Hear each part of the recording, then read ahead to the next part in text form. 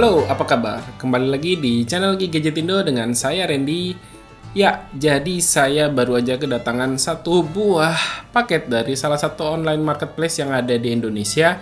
Jadi saya order satu buah smartphone dari salah satu brand Jepang. Yes, dari brand Jepang yang sebenarnya untuk nama brand ini di Indonesia di bidang elektronik itu udah cukup terkenal.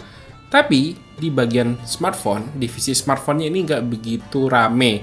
Dan mereka di tahun ini ngerilis dua smartphone flagship mereka secara resmi di Indonesia.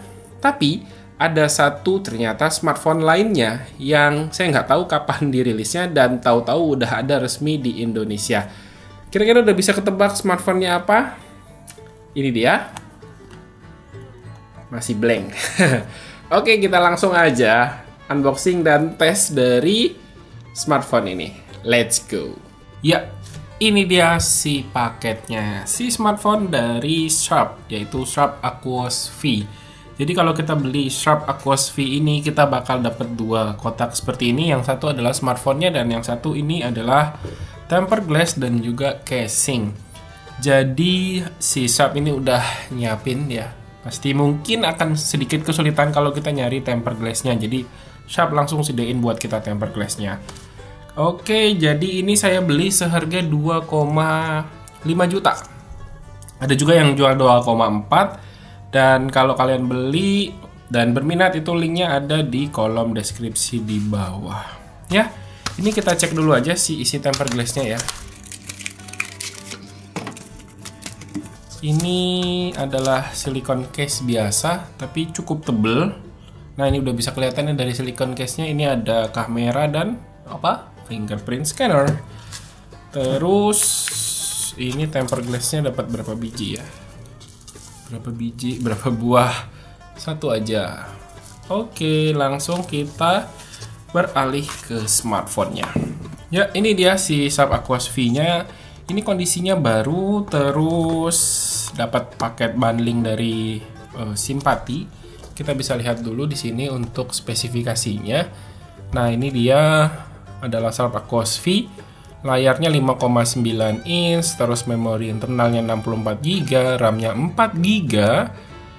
Beratnya ringan, 173 gram, baterainya 3100 mAh. Ini khas HP Jepang yang ya nggak butuh baterai yang gede-gede, atau mungkin di sana nggak boleh kali ya baterainya gede-gede, nggak ngerti saya. Terus dia kameranya ini ada dua, 13 megapiksel dan 13 megapiksel. Ini kamera utama dan satunya lagi ini kamera black and white. Terus dia ada 8 megapiksel untuk kamera depan. Ini diproduksi oleh Satnusa Persada di Batam sana. Untuk baterai atau charger itu outputnya maksimal cuman ada di 5 volt 2 ampere, 10 watt kecil.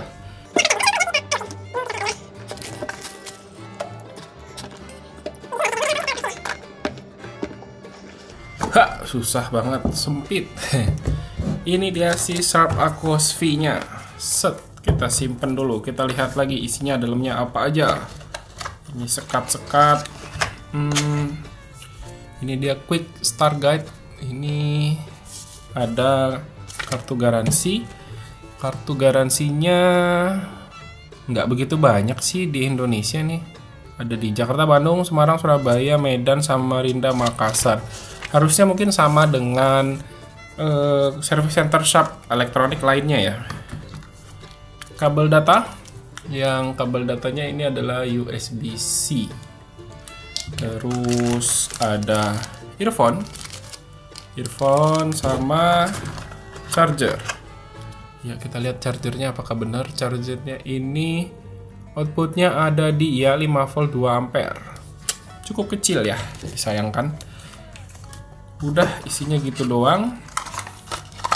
Sama SIM tray ejector. Kita buka dulu ya. Ya, ini dia smartphone-nya. Kita bisa lihat dengan key selling point-nya adalah Snapdragon 835. Nah loh, Snapdragon 835 chipset 2017, tapi smartphone ini diproduksi di November 2019. Apakah pakai sisa-sisa Snapdragon 835? Entahlah. Terus layarnya LCD 18:9 dengan ukuran 5,9 inch, dual kamera 13 megapiksel, ada dua di belakang. Terus Android nomor 1 di Jepang. Wah, keren ya. Berarti Sony kalah dong. Oke, ini bukanya gimana ya?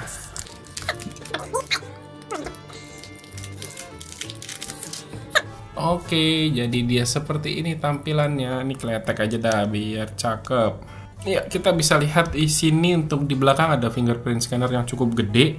Terus di sini kameranya tadi 2, ada tulisan Aquos, terus di sini Sharp.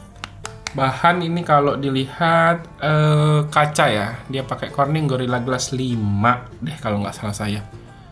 Frame-nya metal sih harusnya ya. Frame-nya metal. Kita lihat sekelilingnya. Di sini ada SIM tray. SIM tray-nya kita lihat dulu ya. Oke, SIM tray-nya hybrid. Di sini single SIM atau menggunakan si SD card. Hybrid. Terus di bagian bawah di sini ada grill speaker, USB-C port mikrofon, di kanan ada tombol power, volume up and down. Di sini ada jack audio 3,5 mm dan ada mic lagi.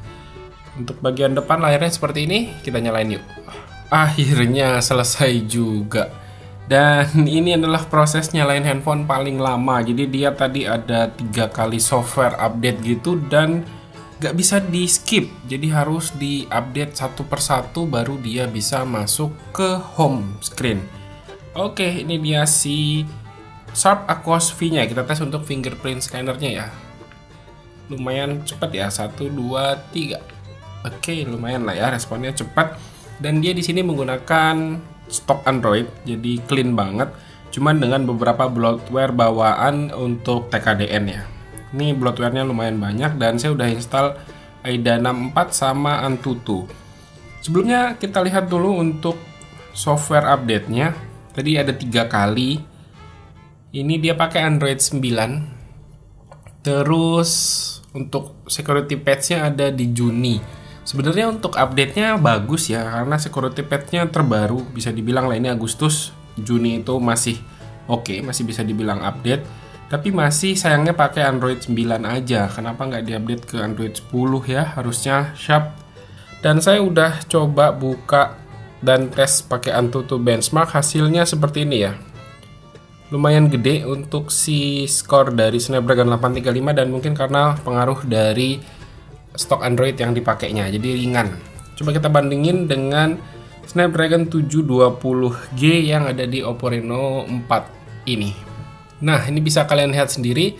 Untuk hasil sebenarnya selisihnya nggak begitu jauh di bagian GPU. Bahkan GPU dari Snapdragon 835 itu lebih bagus dibanding di 720G. Cuman dari sisi CPU dia lebih ngebut dari si Snapdragon 720G. Ya, itulah perbedaan chipset yang dulu dipakai di smartphone kelas flagship dengan yang middle.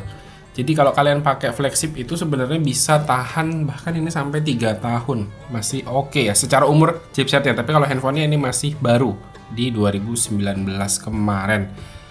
Terus kita langsung ke kamera. Nah, kameranya ini ada beberapa fitur ya. Bisa kita lihat ada video. Videonya nih maksimal ada di, lihat dulu settingannya. Maksimal ada di resolusi full 4K. 4K tapi nggak bisa setting FPS ya. Rasanya berarti kalau 4K itu harusnya 30 FPS. Terus untuk kamera depan maksimal di Full HD 1080. Terus untuk foto resolusinya dia di ini ada banyak fiturnya ya, ada SDR support. Terus ya resolusinya bisa kita atur nih 13 megapiksel maksimal. Fitur lain ada slow motionnya maksimal di berapa ya? Nggak tahu ya slow motionnya berapa di sini maksimalnya. Dan mungkin langsung aja kita tes untuk ambil foto ya.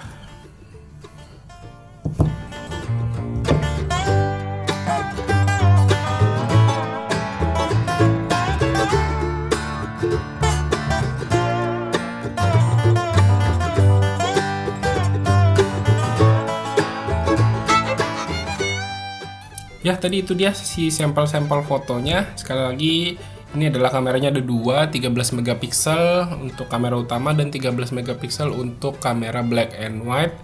Terus dia di bagian depan kameranya hanya 8 megapiksel. Dan udah sih, gitu aja paling yang bisa sementara saya bahas dari handphone ini. Sekali lagi, kalau kalian berminat, linknya udah saya taruh di kolom deskripsi di bawah. Dan dulu harganya ini ada di 4,5 juta ya, dia dibanding dengan TV, cuman kayaknya kurang laku jadi turun ke 2,5 juta aja. Oke, gitu aja untuk kali ini. Terima kasih ya buat yang udah nonton. Silahkan like dan share video ini jika menurut kalian video ini bermanfaat. Dan pamit, sampai jumpa di video berikutnya. Yo, bye bye.